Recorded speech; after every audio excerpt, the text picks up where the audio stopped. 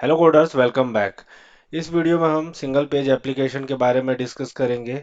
जो अपने react JS, Vue JS, angular JS, ये फ्रेमवर्क्स जो आए वो क्यों आए, इसके बारे में थोड़ा सा एक ब्रीफ में डिस्कस करेंगे। इसके पहले मैं चाहता हूँ कि हम लोग एक ट्रेडिशनल वेबसाइट जो होती है उसके बारे में पहले बात करें।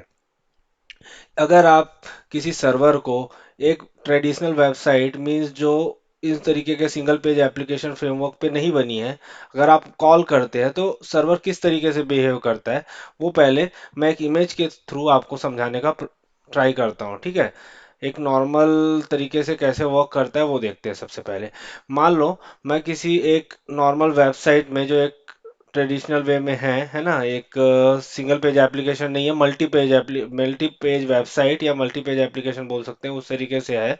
वो कैसे वर्क करती है वो हम देखते हैं।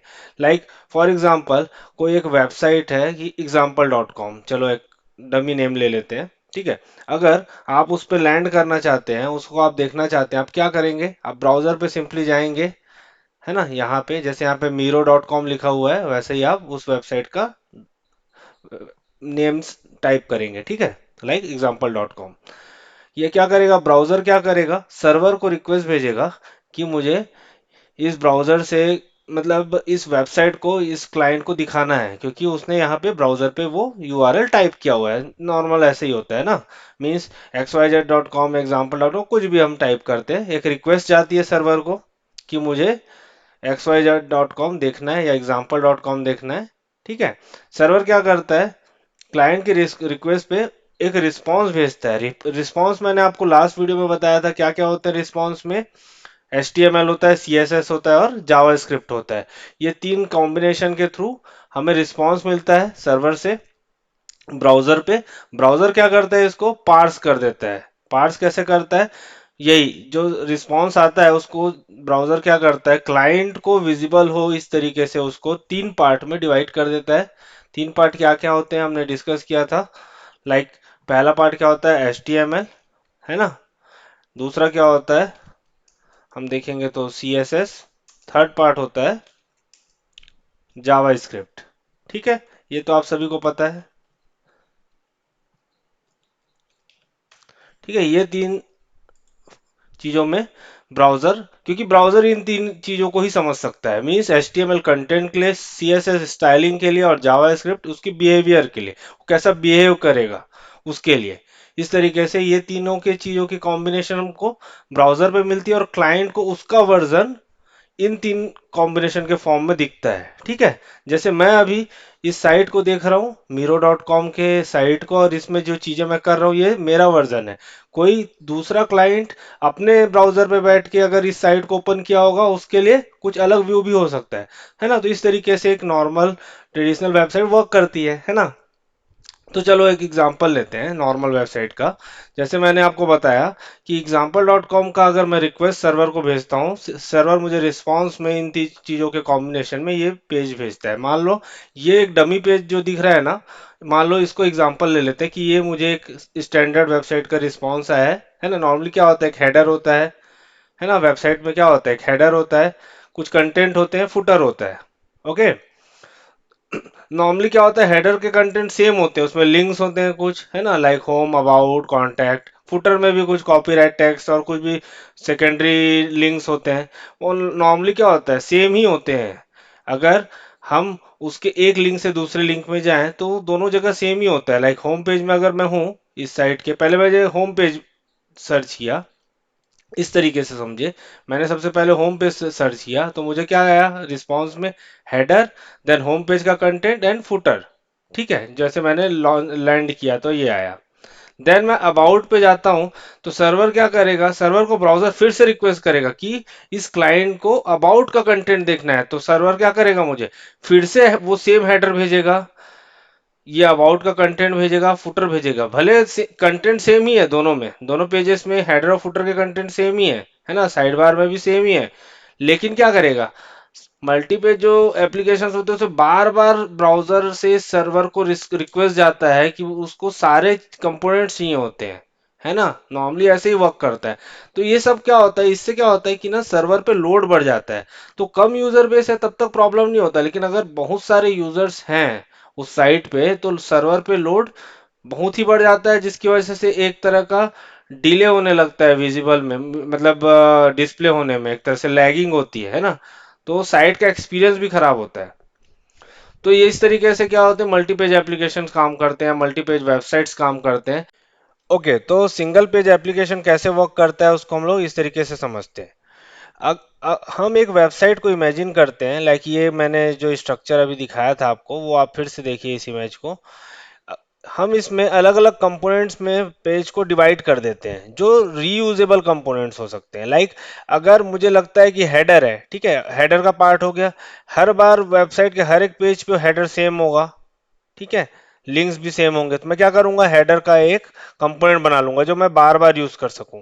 फुटर का एक कंपोनेंट बना लूंगा, साइड बार का एक कंपोनेंट बना लूंगा, और ये मेन कंटेंट का एक एरिया बना लूंगा जहां पे मुझे अलग अलग पेज के लिए कंटेंट लोड करने, लाइक अभी होम पेज का कंटेंट लोड है यहाँ पे। सेम टाइम पे अगर मैं किसी अबाउट के लिंक पे क्लिक करूँ तो अबाउट पेज का कंटेंट लोड हो जाए यहाँ पे, बाकी चीजें सेम हो। तो इस तरीके से सिंगल पेज एप्लीकेशन क्या होता है, कंपोनेंट बेस्ड वर्क होता है। मीन्स हर एक कंपोनेंट को हम डिवाइड कर देते हैं जो एक रीयूजेबल होता है। हर पेज के लिए सेम कंपोनेंट हम बार बार नहीं लिखते, इससे क्या होता है, हमारा एफिशिएंसी भी बढ़ जाता है। मींस ब्राउजर से सिर्फ एक बार रिक्वेस्ट जाता है सर्वर को, सिर्फ एक बार रिक्वेस्ट जाता है सर्वर को कि उसे एक पेज देखना है क्लाइंट को, ठीक है। रिस्पॉन्स में उसको क्या होता है कि HTML CSS जावास्क्रिप्ट के फॉर्म में रिस्पॉन्स आ जाता है। देन नेक्स्ट टाइम अब जावास्क्रिप्ट टेक ओवर कर लेता है। किसी भी लिंक पे हम अगर क्लिक करेंगे अब, तो जावास्क्रिप्ट अब क्या करेगा, एजेक्स कॉल भेजेगा सर्वर को, ठीक है। पेज रिलोड नहीं होगा, पूरा का पूरा पेज का रिक्वेस्ट नहीं जाएगा सर्वर को, ठीक है। सिर्फ एजेक्स कॉल मारेगा ब्राउजर, और रिस्पॉन्स के फॉर्म में सिर्फ उतना ही कंटेंट जो हमें देखना है, लाइक अबाउट का पेज का अगर हमने लिंक पे क्लिक किया तो सिर्फ अबाउट का कंटेंट यहाँ पे लोड हो जाएगा।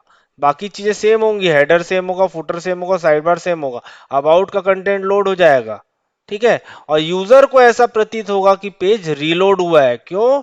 क्योंकि ब्राउजर का एड्रेस चेंज हो जाएगा, ब्राउजर में जो यूआरएल एड्रेस है वो चेंज हो जाएगा। यूजर को ऐसा प्रतीत होगा कि वेबसाइट का पेज चेंज हुआ है, बट चेंज नहीं होगा, पेज एक ही बार लोड होगा और चीजें क्या होंगी, बैकग्राउंड में चलती रहेंगी। जावा स्क्रिप्ट बार बार एजेक्स कॉल करता रहेगा, जेसन के फॉर्म में उसको सर्वर से रिस्पॉन्स मिलेगा। हर एक लिंक पे क्लिक करने पे ऐसे ही होगा, बट हमको लगेगा कि पेज रील मतलब नया पेज लोड हो रहा है, लेकिन वो ऐसा नहीं होगा क्योंकि हमने इस तरीके से कंपोनेंट में डिवाइड कर दिया हुआ है ना, reusable component, header footer side bar का। क्यों? और हमको वो कंपोनेंट बार बार यूज करने हैं। इसको मैं आपको और अच्छे से समझाना चाहूँ तो मैं रिएक्ट वेबसाइट आपको दिखाता हूँ, जो एक सिंगल पेज एप्लीकेशन है। अगर मैं यहाँ पे डॉक के पेज पे हूँ, ठीक है, और डॉक से मैं ट्यूटोरियल पे क्लिक करता हूँ, तो देखिए पेज रीलोड नहीं होगा, कंटेंट चेंज हो जाएगा। ये देखिए, पेज रिलोड नहीं हुआ, कंटेंट चेंज हो गया, यूआरएल भी चेंज हो गया, बट ये देखिए हेडर सेम है, फुटर सेम है। तो सेम हेडर फुटर यहाँ पे कंपोनेंट वाइज फिक्स होगा, ठीक है। लेकिन क्या हो रहा है, बीच का पार्ट जो हमको देखना है, लाइक अभी ट्यूटोरियल देखना है, तो ट्यूटोरियल का पार्ट ही कंटेंट चेंज कर दिया उसने। डॉक में क्लिक करता हूँ, देखिए इतना ही पार्ट चेंज हो रहा है ना, ये सेम है। ब्लॉक पे क्लिक किया, इतना ही पार्ट चेंज हुआ। कम्युनिटी पे क्लिक किया, इतना ही चेंज हुआ। बट यहाँ पे क्या हो रहा है, यूआरएल चेंज हो रहा है, और इस तरीके से हमको एक्सपीरियंस मिल रहा है कि नया पेज लोड हो रहा है, बट पेज लोड नहीं हो रहा है। तो उससे क्या होता है कि बार बार सर्वर को रिक्वेस्ट नहीं जाता, सर्वर पे लोड नहीं पड़ता, और वेबसाइट की एफिशिएंसी बढ़ जाती है। तो इस तरीके से सिंगल पेज एप्लीकेशन काम करता है। तो जो रिएक्ट फ्रेमवर्क है, एंगुलर फ्रेमवर्क है, व्यू जेएस है, इस तरीके के फ्रेमवर्क सिंगल पेज एप्लीकेशंस के लिए काम आते हैं, क्योंकि इन्होंने क्या किया है, इन्होंने अपने सिंटैक्स में अपना एक फ्रेमवर्क लिख दिया है कि आप इस तरीके से अपने कोड को, अपने वेबसाइट के कंपोनेंट्स को ब्रेक कर दो, हमारा कोड का स्टैंडर्ड ये है, आप इसे यूज कर लो, ठीक है, और आपका सिंगल पेज एप्लीकेशन रेडी हो जाएगा। मीन्स इन्होंने सारे कोड्स पहले से लिख के रख दिए हैं, है ना। और अगर आप खुद लिखना चाहें तो अभी आप जावास्क्रिप्ट के थ्रू लिख सकते हैं सिंगल पेज एप्लीकेशन का कोड, बट ये बहुत ज़्यादा ही लेंदी हो जाएगा, है ना। तो आपके पास क्या ऑप्शन अवेलेबल है, आप इन फ्रेमवर्क्स का यूज़ कीजिए, अपने सिंगल पेज एप्लीकेशन बनाइए, है ना। बहुत ही ईजी है, और सारा ये ओपन सोर्स है, आपके सारे कंटेंट आपको डॉक में मिल जाएंगे इनके साइट्स पे। इस तरीके से आप सिंगल पेज एप्लीकेशन अपना क्रिएट कर सकते हैं, और पेज की स्पीड भी बढ़ जाती है ना। तो आई थिंक आपको सिंगल पेज एप्लीकेशन समझ में आ गया होगा। इसके बाद भी अगर कोई डाउट होता है तो आप मुझे कमेंट कीजिए, मैं फिर से एक वीडियो बना के और अच्छे तरीके से समझाने का ट्राई करूंगा।